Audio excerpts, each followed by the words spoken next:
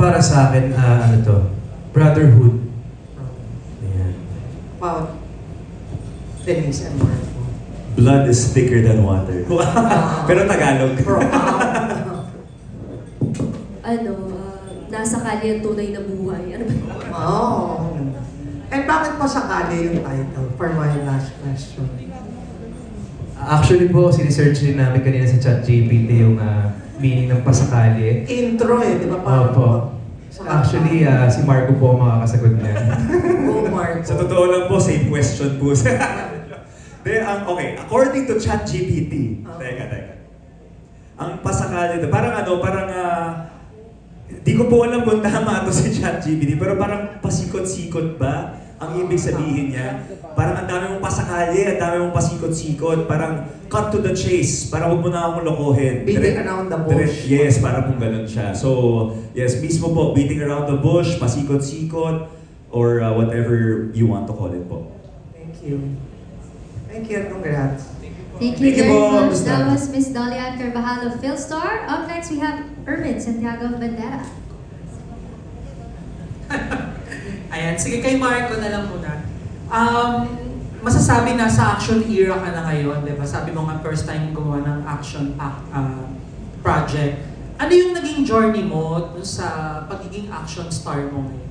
Well, actually, nakapag-action na ako before sa Los Bastardos. Pero hindi naman siya as action-packed, kumbaga, nitong Pasakalye. Pero of course ako, bilang nung simula bata pa lang ako, dream ko na rin po talaga na maging action star. Siyempre nakikita natin yung mga magagaling na mga action stars natin dito. And of course, yung tatay ko rin before, napapanood ko rin before sa mga action movies. So it's, kumbaga nakaka-proud na at least may nagawa ka ng isang action film na talagang may pagmamalaki mo sa mga tao. And siguro, sana, ito na yung simula, di ba? Gusto ko rin po talaga makapaggawa pa ng mas marami at mas dekalibre na mga action films. Yeah. Follow-up ko na lang. Sa trailer kasi, sabi mo kanina parang walang masyadong sexy scenes. Pero sa trailer, meron kayong something na intimate ni Denise. So, Yes, ano mas mahirap gawin, Marco? Yung mga sexy scenes or yung mga buwis buhay na action Siyempre stunts? lahat naman po mahirap gawin, no? Kasi yung mga buwis buhay na mga stunts, especially with this movie, may bike na involved. Kumbaga, marunong man ako mag-bike, pero syempre kapag may mga tricks ng mga kasama, tsaka kapag action na ang ginagawa mo, syempre hindi po natin maiiwasan na pwedeng may possibility na sumemplang ka or tumaob ka. So syempre lahat naman po mahirap. Sa mga sexy scenes, feeling ko yung mahirap po dyan is the preparation, the diet, the workout na gagawin po ng isang artista bago po nila gawin yung sexy scenes. So it's two different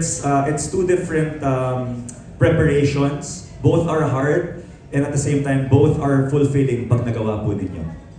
Thank you, Marco. Thank you. Thank you for your questions. That was Ervin Santiago of Bandera. Up next, we have Juan Belinario of TV5.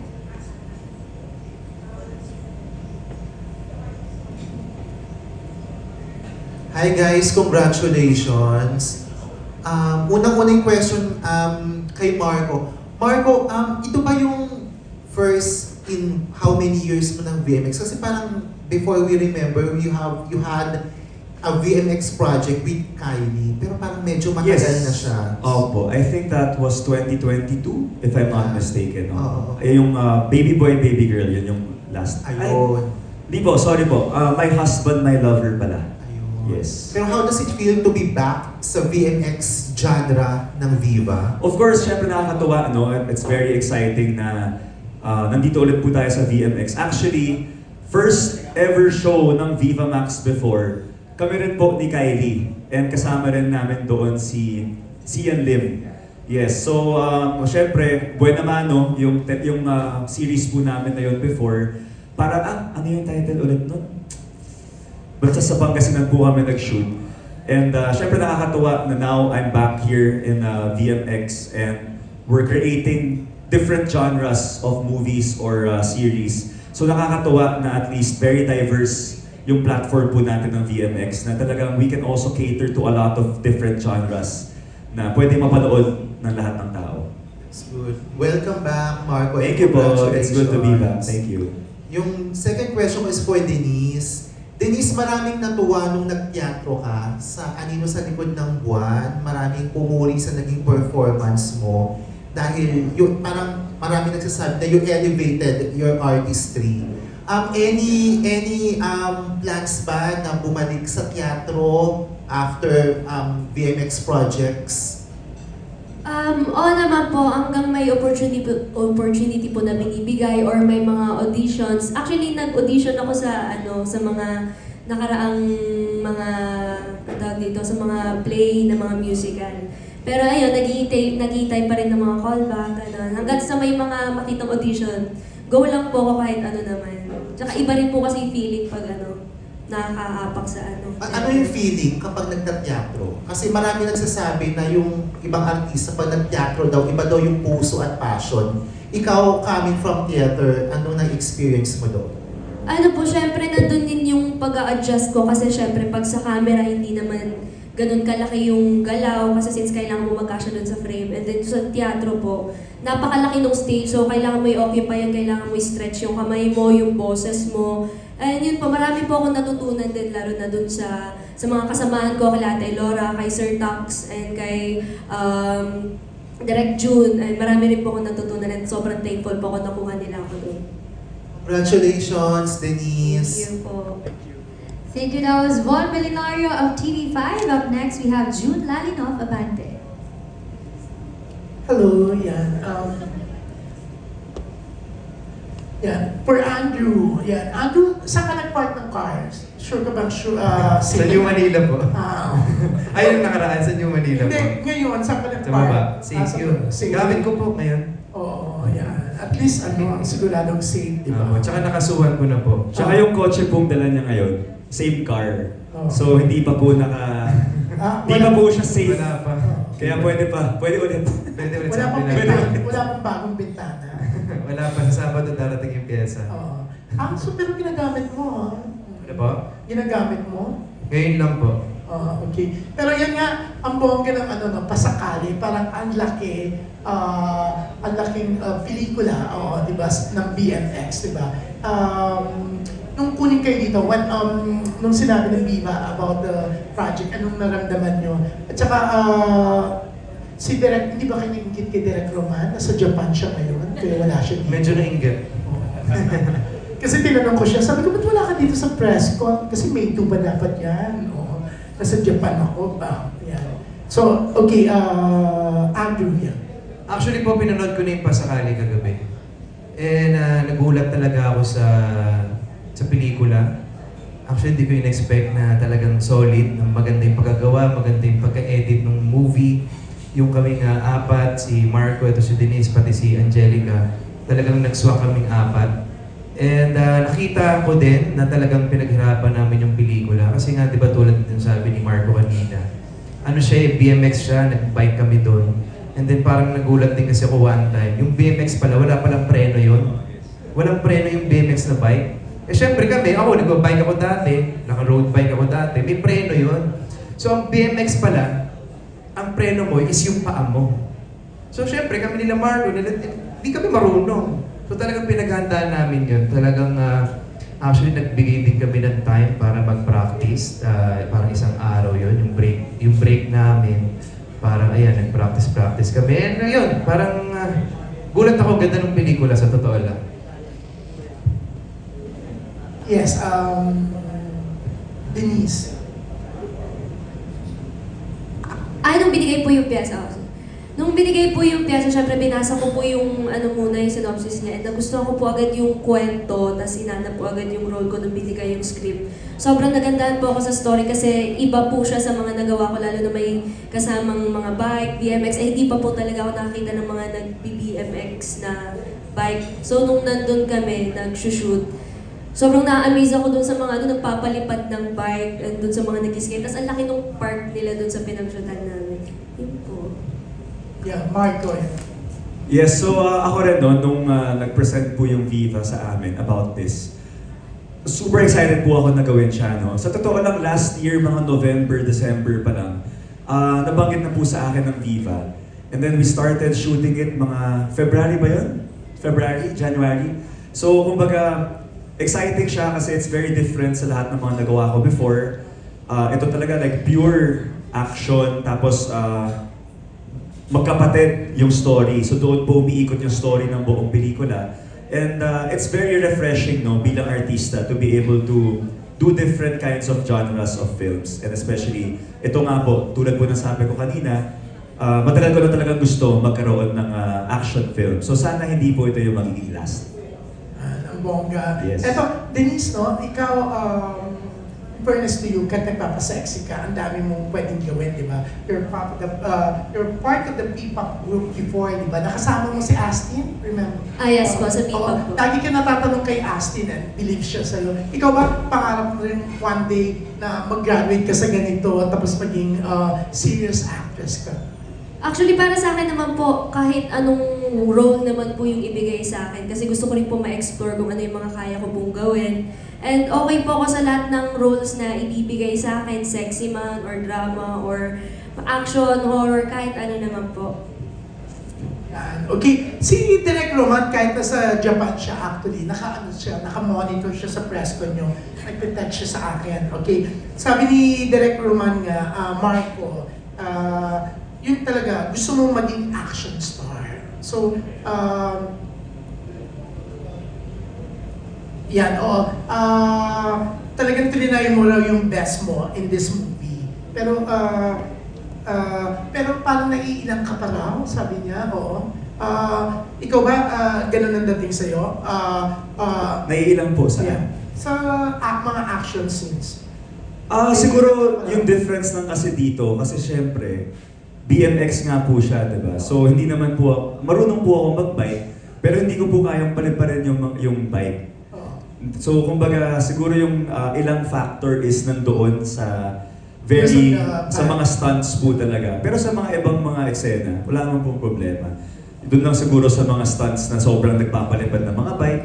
And yun nga po, sabi nga ni Andrew kanina, wala pong preno yung BMX. So ang gamit mo talaga is yung front foot mo, i-brakes mo yung mismong gulong o yung sa likod.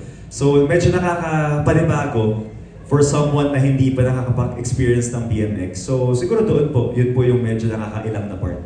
Yeah. Oh. Pero kung ikaw, what kind of action scenes na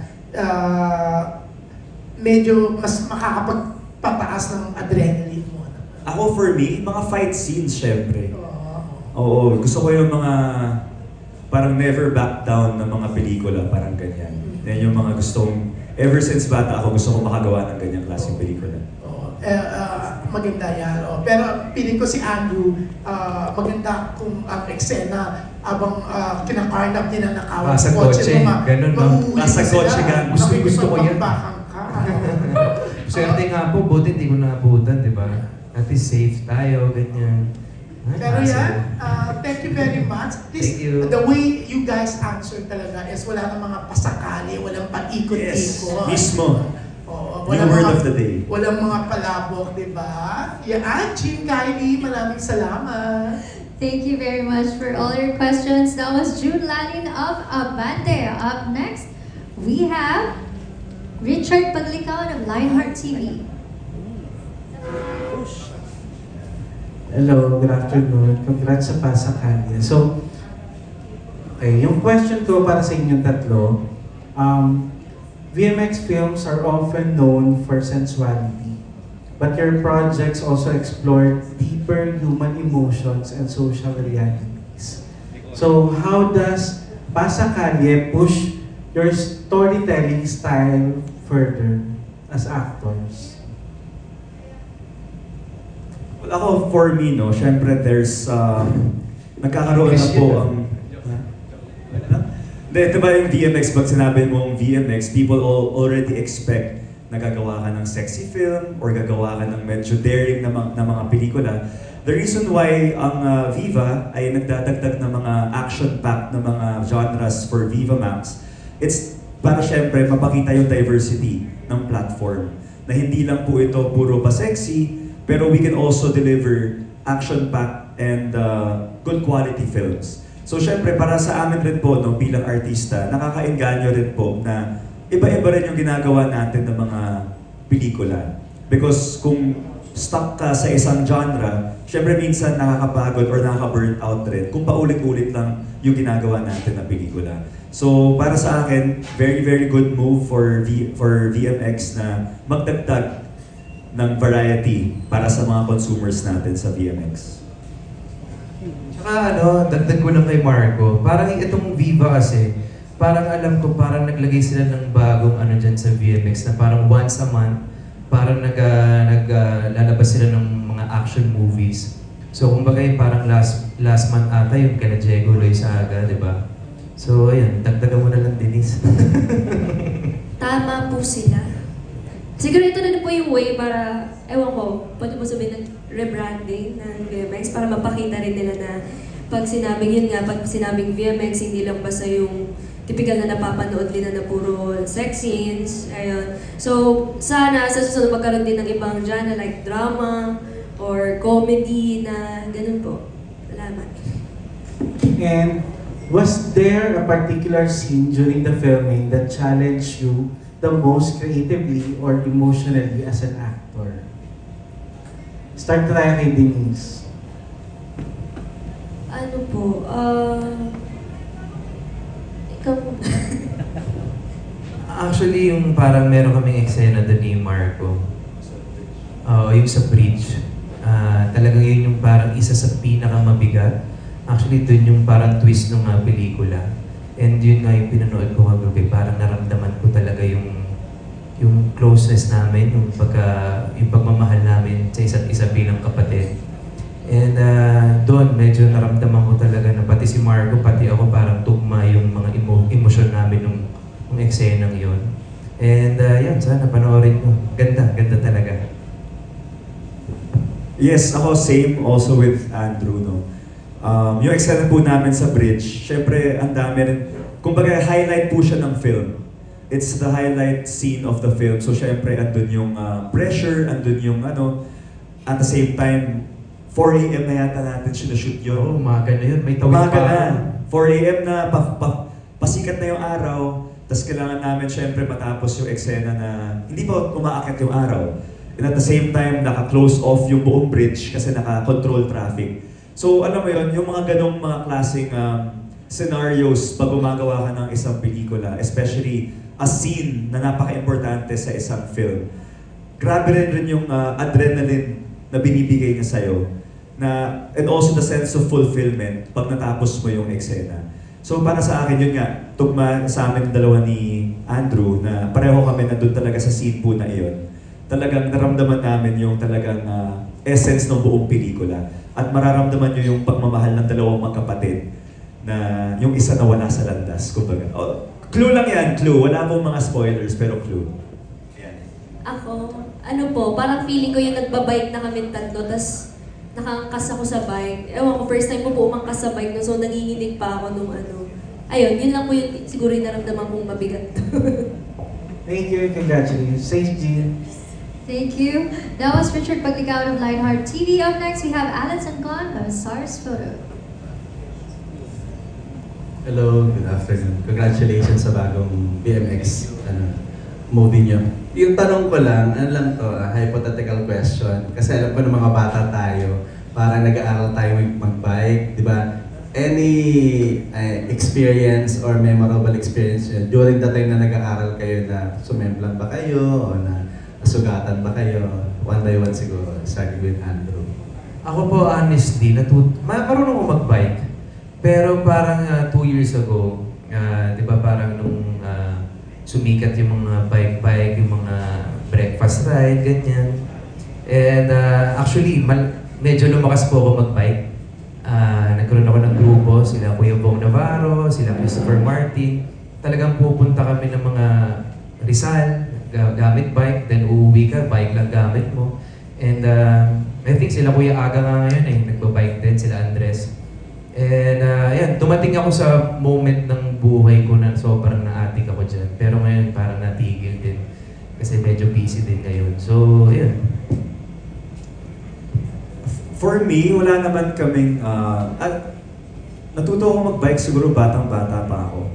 So for this film, akala ko okay na, akala ko kaya ko. Pero pagdating namin doon sa skate park, tapos andun ako sa taas nung parang may parang platform doon, tapos bababaan mo. Nakakatakot rin pala, especially na wala kang brakes na maayos. So kumbaga, yun nga, medyo may pagkabuwis buhay rin talaga yung mga eksena namin dito. Kasi talagang kailangan makita sa camera na marunong ka mag-bike at hindi lang simpleng bike. Dapat marunong ka mag-BMX. Kumbaga sa tindig mo sa bike, kumbaga sa pagpreno mo, meron kasing certain na itsura na hinahanap ang isang BMX rider. Na para sa akin yun po yung naging mahirap na part. Pero thankful kami kasi tinulungan kami ng mga professional na mga BMX riders. Tinuruan kami and pinakita sa amin kung paano gawin and na-execute naman po namin na maayos. And thank God walang mga aksidente. Denise. Ako po, siguro 18 or 19 na ata ako natuto mag-bike. First time ko mag-bike, nung bumili yung tatay ko nung mountain bike niya. Tapos, ayun po, nalaglag lang naman sa kanal. Pero yun na po yung pinakamalalang nangyari. Hindi naman po ako sa memplang na sugat, nalaglag lang naman. Aling na. At saka yung BMX yung maliit yung bike. Parang kunyari si Marco, mahirapan niya, medyo matangkad siya eh. Opo, tumatama yung tuhod ko sa handlebar. Ganun po siya kaliit. Iba yung size niya. Kumbaga ako, nire-request ko nga, parang hirap na hirap ako. Kasi parang, ang liit sa akin ng bike. Pero yung pala yung BMX talaga. Kasi parang dapat nakatayo ka doon. Kailangan mo itayo. Yun lang. Bago may second question, kung may phone-in question na kay Andrew, tungkol dun sa nangyari sa yung insidente, nahirapan ka ba daw magkaso dun sa Hindi gumawa po. sa'yo? Kaya nagpapasalamat po ako sa station 11 sa Galas. Kasi talagang yung mga head nila doon, sila pa mismo po pupunta sa bahay. And then nakikiusap po sa akin yung district director na talagang kasuhan ko yung mga yon dahil grupo po sila eh. As in meron na pong mga chart. And then nung last week, pumunta po ako sa Quezon City City Hall and nag-file na po ako ng kaso. Kasi sa totoo lang, parang alam na po ng mga kapulisan natin kung sino yung mga Kasi gawain na po nila yan eh. Diyan sa New Manila, Tomas Morato, Timog, as in nag-iikot sila. Hindi lang isang motor yung gamit nila, kundi 5. Papalit-palit lang yan. So parang, parang in-encourage ka nila kasuhan, parang Yes. magtuluyan na. Opo. Yun ata yung problem. Para magkaroon sila ng warrant of arrest, kunin na yung mga So na-arresto na. Hindi pa po. Pero- Nag-file na po ako, I think mga 1 to 2 weeks daw po ata yun. Buti naman, ano yung mga nakuha? Ano ba? Ayun, wala naman po. Yung passport ko, nabalik. Million. Nabalik? Opo, kasi po, di ba, parang sinundan ng CCTV, ganyan-ganyan. And then siguro, nung nakita nila na Andrew Mula, mga ganyan, Correct. nilaglag nila sa drainage. Wow! Opo, so nakita sa CCTV na nilaglag. Ang swerte ko po doon kasi walang tubig. Buti na lang. Opo, So, so- hindi kailangan naman. Opo, hindi po. Ang natatakot po ako kasi andun lahat ng mga address ko, lahat ng information ko nandun. So, dapat talaga mahuli sila. Thank you. Thank you so much. So yun yung phone-in. Binigay ko yung mic sa kanya. Sabi niya kasi, okay lang, thank you. Yung second question ko, yung sinabi niyo, Marco, na parang thank God, walang pa-sexy dito sa Pasakali dahil kahit BMX to. Is it your personal choice? O parang kasi... Pero sabi ko, thank God na walang na-aksidente. Hindi, yung nauna. Yung kanina. Yung nauna. Diba? Yung nauna sabi mo, Okay. walang pa-sexy. Is it your personal choice? Or parang dahil nga nasa twist na kailangan magkaroon ng action ng BMX kung bakit wala? Actually, hindi naman siya sa personal choice. Talagang hindi lang talaga siya kinailangan para sa pelikula. So, kumbaga, yun yung isa pang nakaka-proud na we don't need naman to do a sexy film, a sexy scene in order for people to watch your film. Kumbaga, the story itself can already capture the interest of people without any showing of skin. So, kumbaga, nakaka-refresh lang na, kumbaga, ang sarap lang isipin na kung papanoorin ng mga tao to dahil sa kwento at dahil sa acting ni Andrew Mulak, syempre. Okay, thank you. Kala ko yung mali dinig kanina. Okay. Thank you, congratulations. Thank you po. Thank you. That was Alan Sancon of SARS Photo Vids. And up next for our last set of questions, we have Jayco Managan of Jayco TV. Hello guys, congratulations. So, how does it feel working with you guys? Kayong apat? Is it your first time working kayong apat? With Angel? Angelica. Kinalimutan mo naman yung ano. Love of It's not clear Andrew's na, yeah, life. but kayong apat. Yeah. Ako po, si Marco, nakasama ko na eh. Tumahimik ka na dyan. Nakasama ko na to sa pelikula yung horror, yung Rooftop. Ito si Denise pa, nakasama ko na. Ano ba kita? Hindi ba ba? First time. Yeah, How was first it? time. Okay naman. Ganoon naman eh, pag may film ka, di ba talaga magiging magkaibigan kayo doon, ganyan. And ayun, saya naman. Kilala kita, napaparod kita sa TikTok. Oo, bawal mo na yun. How about you, Denise, working with these two guys? Ako, first time ko sila makatrabaho lahat, pati si Angelica. Okay naman kasi minsan nagkikita-kita rin sa office doon, nagkaka-hello, and yun dito naman sa Pasakali, nung nalaman ko makakatrabaho. So, ayun, na-excited kasi syempre may mga familiar faces na makakatrabaho. Si Marco, hindi ko pa siya nakikita noon sa ano, syempre. Ngayon ko lang siya nakita sa shoot. Ayun, nakakatuwa naman po, mabait siya. How about you, Marco, working with Denise? Hindi, of course, sa dalawang leading ladies natin, of course, kay Denise at kay Angelica, first time ko silang nakatrabaho. And nakakatuwa, of course, na ang dami nating mga new talents sa Viva na alam mo yun, pwede rin magbida, pwede rin magdala ng sarili nilang mga projects. And of course, with Andrew naman, medyo no choice eh. Joke lang. Tulad na sabi niya sa Rooftop, nagkatrabaho na kami before. And actually, dati pa lang sa basketball, kaibigan ko na si Andoy eh. Kumbaga, nung nalaman kong siya yung kasama ko dito, tapos parang magkapatid, sabi ko, kaya-kaya namin ni Andoy ito. Kumbaga, hindi na mahirap i-build yung rapport or yung chemistry mo with your co-actor, which is one of the hardest to do. Pero since may pinagsamahan kami, kumbaga naging mas madaling gawin yung shoot at mas naging believable yung characters namin. So, Kitang-kita naman sa trailer, no? So we're looking forward to that. And fun question lang, sino yung favorite action star, top of mind? Since this is a action jam-packed film. Tom Cruise, syempre. Yeah. Tom Cruise. Denise. Ano, si Rambo. Jackie Chan ako. Jackie Chan. Nalost ako. Very iconic. Yeah. Nalost ako. And for my last question, bakit nila kailangan panoorin itong Pasakali, which is streaming now on VMX? Ako, para sa akin, no, yung Pasakali, meron kasi siyang aral na may pupulot. Kumbaga, it's a story about two brothers na walang mga magulang. Lumaki sila sa bahay ampunan, tumakas sila, tapos nung tumakas sila, may nagkup-kup sa kanila na isang lalaki, at the rest is history. Kumbaga, may mga nagawa silang hindi magaganda, may mga pinasok sila na mga illegal na mga bagay-bagay. So kumbaga, pati sa totoong buhay, we can also learn from this na mag-ingat sa mga nakakasama natin, mag-ingat sa mga taong akala natin kapatid natin or tinuturing natin kapatid. Kasi minsan sila pa pala yung pwedeng bumaliktad sa'yo or makaaway mo.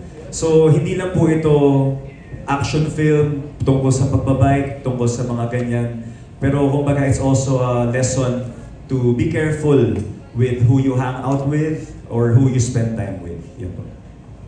And syempre dapat mong panoorin itong Pasakali kasi dito po sa movie na to, ipapakita kung ano yung tunay na buhay sa streets, yung tunay na buhay ng mga bikers, ng mga skaters, ng mga gano'n, or kahit hindi sila nag-skate or bike, sa mga kalye po talaga makikita nyo yung totoong buhay. And ipapakita dito yung hirap na dinadanas nila. Ayan, sinabi na po nila. And ako, para po sa akin, honestly, total sinabi ko nga po kanina, napanood ko na kagabi. Talagang nagulat po ako na, alam mo yun, kahit sa saglit lang namin tinaping to eh. So maganda yung pelikula talaga. There you have it. Thank you very much. That was Jacob Malangan of Jayco TV, and that concludes